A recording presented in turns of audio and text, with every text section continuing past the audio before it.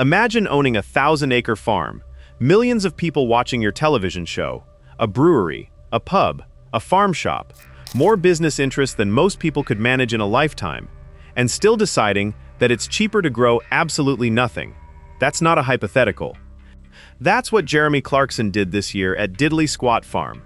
And last week, he told the world exactly why. What he said should have stopped the country in its tracks. It didn't. So let's talk about it properly. It was a column in The Sun, 27th July 2026. Not a press conference. Not a dramatic television reveal. Just Clarkson, writing what he always writes. Honest, blunt, uncomfortable. He said, "It is quite simply impossible to make money from growing food." Then he explained, 200 acres of Diddley Squat were left completely unplanted this year. No wheat, no barley, nothing. Because if he had planted them, if he had done what a farmer is supposed to do with farmland, he would have made a guaranteed loss. Not a small loss, not a risk of a loss, a certain one. So he walked away from 200 acres of British soil and left them empty. And here's the part that nobody is really sitting with. This is a man whose farm has a television show keeping it alive. He admitted that himself. In Season 5 of Clarkson's Farm, which landed on Amazon Prime Video on 3rd June 2026, he said, "Most farms don't have a TV show to keep them going." Think about what that means for every farm that doesn't. You need to understand what Diddley Squat actually is, because if you've only seen the highlights, you might think this is just a celebrity hobby farm having a rough year. It isn't. Clarkson bought this land in 2008. 1,000 acres in the Cotswolds, near Chipping Norton, Oxfordshire. For 11 years, a local farmer ran it while Clarkson got on with being Clarkson. Then in 2019, that farmer retired, and Clarkson made a decision that surprised everyone around him. He decided to run it himself. Amazon Prime Video commissioned Clarkson's Farm, a documentary series following the whole experiment. It launched in June 2021, and became one of the most watched unscripted shows in the platform's history. 5 series, a 6th confirmed in January 2026, one of the most recognizable farms in Britain. But here's what matters. Underneath all the comedy, the broken machinery, the arguments with Kaleb Cooper, the planning battles, there was always a real story. A serious one. British farming is in crisis. And Clarkson, almost by accident, became the person saying it loudest. He marched with farmers in Westminster. He wrote columns that made politicians uncomfortable. He turned a field in Oxfordshire into a national conversation about food security. And then last week, he said the quiet part out loud. The farm is dying, and it's not alone. Before the column, before the empty acres, before any of this became public, thousands of British farmers were already making the same decision Clarkson made, quietly, without a television show, without a column in a national newspaper, just not planting. The Agriculture and Horticulture Development Board, the AHDB, released their data in June 2026.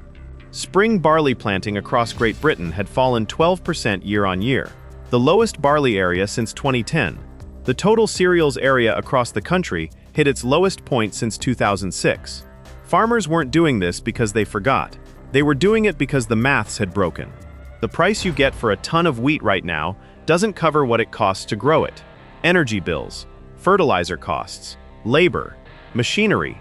When you add it all up, and Clarkson did add it all up, that's exactly what he's describing. You end up poorer for having planted than for having done nothing. And then the summer made everything catastrophically worse. Drought hit, heat waves, weeks without rain across Britain at exactly the wrong time. The Energy and Climate Intelligence Unit published their analysis just days ago, as in, this week, saying the drought could knock 2.5 million tons off Britain's expected harvest. Losses to UK arable farmers, potentially £390 million. The AHDB's provisional figures put the wheat yield at 6.8 tons per hectare, well below the 10-year average. If those numbers hold when the full harvest comes in, 2026 will be the worst British harvest on record since detailed records began in 1984. 42 years. Worst ever. And the government put someone in charge of agriculture who has never worked on a farm. This is where Clarkson stopped being a commentator and became something closer to angry. Prime Minister Andy Burnham appointed Dame Angela Eagle as Secretary of State for Environment, Food and Rural Affairs, the most senior government position responsible for British farming. Clarkson wrote, "She has never worked on a farm and has never run any kind of business, so putting her in charge of the countryside is like putting Alan Carr in charge of the army." Classic Clarkson line. But strip away the joke, and you have a genuine point. At the exact moment, British farming is facing its worst harvest in 42 years. At the exact moment, farmers across the country are leaving fields empty because the economics have collapsed. The person making policy decisions has no background in farming or business. And there's more coming, because Clarkson said he expects things to get even worse next year. Not because of the weather, because of policy. The government is introducing a net zero carbon tax on fertiliser. On fertiliser, the thing that makes crops grow.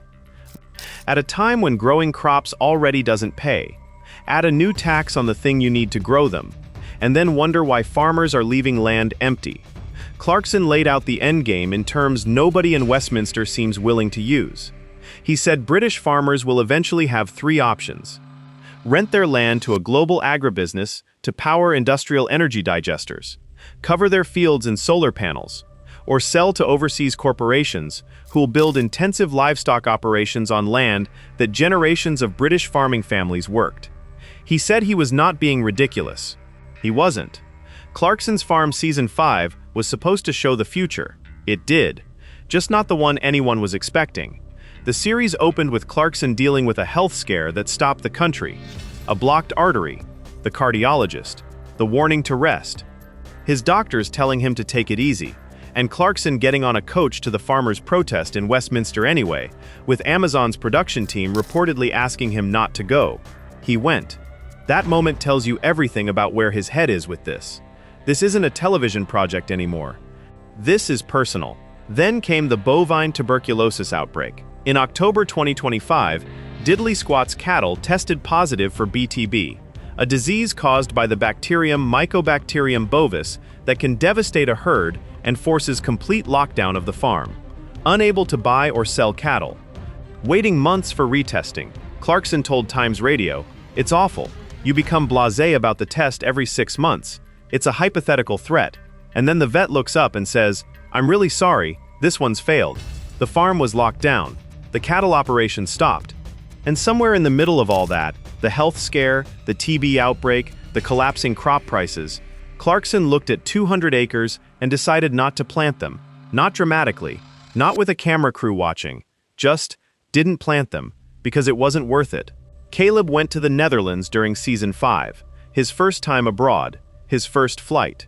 He went to see high-tech farms, robot tractors, laser field scanning, the future of agriculture made visible. He came back inspired. But here's the thing about technology investment in farming. It only makes sense if the margins support the cost.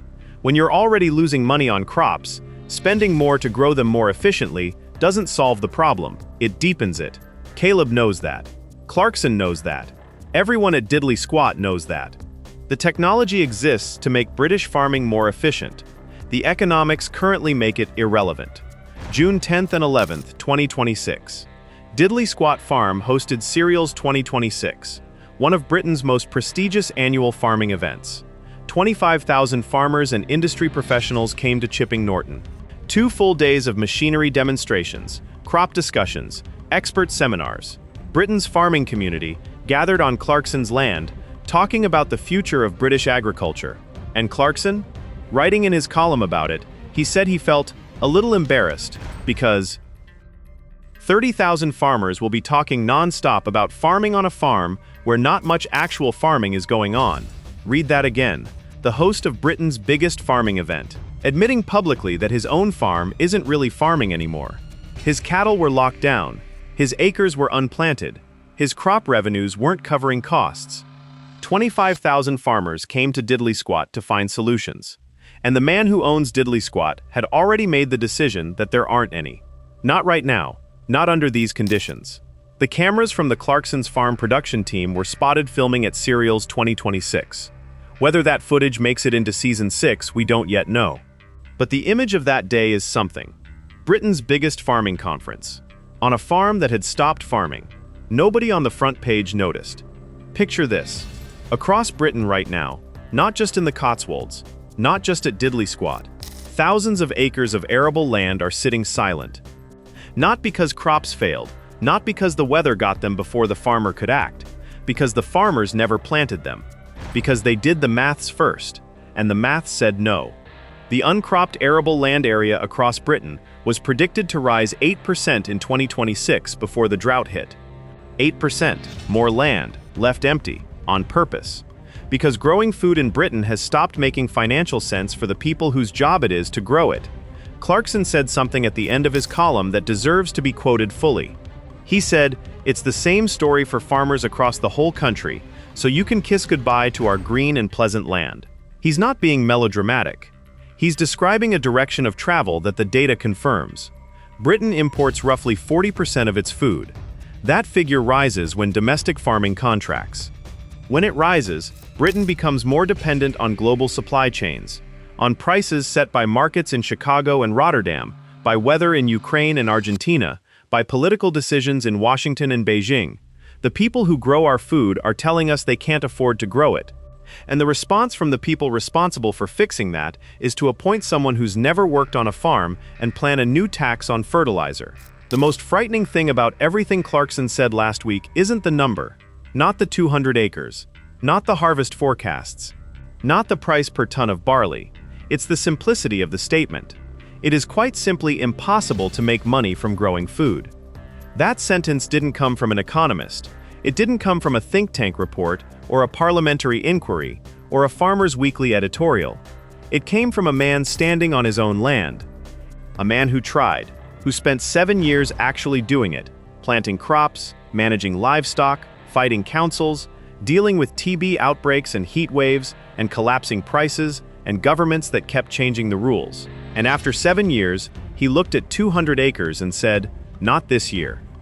The people who will feel that most aren't Clarkson's viewers. They're the farmers who don't have a television show, who don't have a brewery covering their losses, who are making the exact same calculation right now, on family farms that have been worked for generations, and arriving at the exact same answer.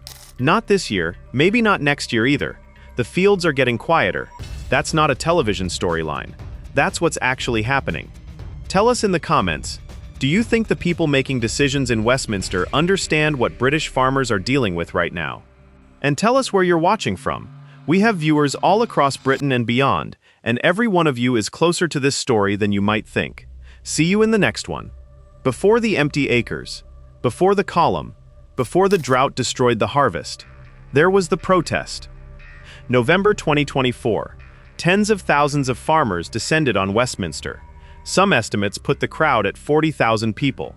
Farmers who don't usually leave their land, who drove coaches down from the north, from Scotland, from Wales, from the Cotswolds. Clarkson came on a coach labeled Diddley Squat. Kaleb was with him. Charlie Ireland too. The production crew filmed it. They were there because the Labour government had announced changes to agricultural inheritance tax relief, a policy that for decades had allowed farms to be passed from parent to child without triggering a tax bill that would force the sale of the land. The new rules threatened to change that. Farms that look wealthy on paper, because land has a capital value, but that generate very little actual income, would now face inheritance tax bills that could only be paid by selling the land. Clarkson said at the time, the changes could be the end for farming families. He wasn't alone. Every major farming organization in Britain said the same thing. And here's how it connects to the empty acres of 2026. The inheritance tax fight was always about one thing underneath the policy argument. It was about whether farming in Britain is a financially viable way to hold land long-term. Whether you can pass a farm to your children and expect them to be able to run it. And then this year, Clarkson answered that question from a different direction. Not with an inheritance tax calculation. With 200 acres of unplanted soil, you can inherit the farm. You just might not be able to afford to actually farm it. The inheritance tax threat was about what happens to the land when someone dies. The 2026 harvest collapse is about what happens to the land when someone is alive and doing their maths. Both arrive at the same answer. British farming, as it has been understood for generations, may not survive the combination of what's coming. There's another layer to this story that gets missed in the broader discussion about economics and policy. Kaleb Cooper is 27 years old. He grew up in Chipping Norton. He has farmed land in this corner of Oxfordshire his entire working life, since before Clarkson's farm existed, since before anyone outside his village knew who he was. He is, by any reasonable measure, exactly the kind of person British farming needs. Young, skilled, deeply rooted in the land. Someone who knows which fields drain badly, and which ones hold moisture, and which ones you plant last because they're always 2 weeks behind. And even he, working on one of the most famous farms in Britain, with the income from a globally watched television show sitting on top of the operation, even he is working on a farm that left a fifth of its land empty this year because it wasn't worth planting. In Season 5, Kaleb went abroad for the first time, to the Netherlands, to see what high-technology farming looks like when the economics support it. He saw robot tractors managing fields with GPS precision, laser scanning, computerized irrigation, farming that looks like science fiction compared to what most British farms can afford. He came back and went back to work on a farm where 200 acres weren't being planted. The gap between what's possible and what's practical in British farming right now is not a gap that enthusiasm closes. Kaleb's enthusiasm isn't in question. His skill isn't in question. What's in question is whether the system he works within will survive long enough for that skill to matter. Clarkson said in his column that he expects conditions to be even worse for farmers in 2027. If he's right, the question isn't just about this year's harvest. It's about whether young farmers like Kaleb, who grew up loving this land, who built their lives around it, will still be able to find a way to work it in 10 years. That question doesn't have an easy answer, and the people in Westminster responsible for providing one don't yet seem to understand the urgency of it. 7 years ago, Jeremy Clarkson walked onto a farm he'd owned for a decade and decided to try running it himself. Everyone thought it was a television stunt, a joke. The man who shouted about cars now shouting about cows. But something happened over those 7 years. The joke became real, the farm became real, the crisis became real, and now he's standing in front of 200 empty acres in Oxfordshire, writing in a national newspaper that it is quite simply impossible to make money from growing food, and the people who should be responding to that aren't. The harvest of 2026 will be recorded as one of the worst in British history. Drought, collapsing prices, 42 years of data, and this sits at the bottom. The farmers who planted despite the margins are going to lose money. The farmers who didn't plant made the rational choice. And somewhere in between those two decisions, between the ones who tried and the ones who walked away, is the story of what's happening to British food production right now. Diddley Squat isn't dying because Clarkson gave up. It's dying because the system it sits within has stopped working. And the fields sitting silent across Britain this summer aren't a farming story, they're a warning. Clarkson made a point at the end of his column that most people skipped past. He said people in 1926 would never have believed you if you told them the factories would be gone by 2026. The industrial heartlands, the mills, the manufacturing towns that built modern Britain, gone. And the country adapted. Eventually, he was drawing a parallel, and it wasn't a comforting one. He's suggesting the same thing might happen to British farming. Not overnight, not with a single announcement, just gradually, field by field, season by season, as the economics make it impossible to continue, and the people responsible for reversing that trend either don't understand it or don't prioritize it. The green and pleasant land that William Blake wrote about, that sits on calendars and postcards and the national imagination. Clarkson ended his column with a direct reference to it. You can kiss goodbye to our green and pleasant land. He's not being poetic. He's being precise. If the economics of growing food in Britain don't change, if the margins stay negative, if the carbon taxes arrive, if the inheritance tax reforms go through, if the harvest failures continue year after year, the land doesn't disappear. It just stops being farmland. It becomes solar panels, anaerobic digesters, industrial piggeries owned by overseas corporations, or it just sits empty, like 200 acres in Chipping Norton that should have been growing wheat this summer and weren't. The most frightening part of everything Clarkson said last week isn't the column. It isn't the empty acres. It's that thousands of British farmers, without a television show, without a brewery, without a platform to say any of this publicly, are making the exact same calculation right now and arriving at the exact same answer. Tell us what you think in the comments, and tell us where you're watching from, because this story matters whether you live in the Cotswolds or in a city that's never seen a working farm. See you in the next one.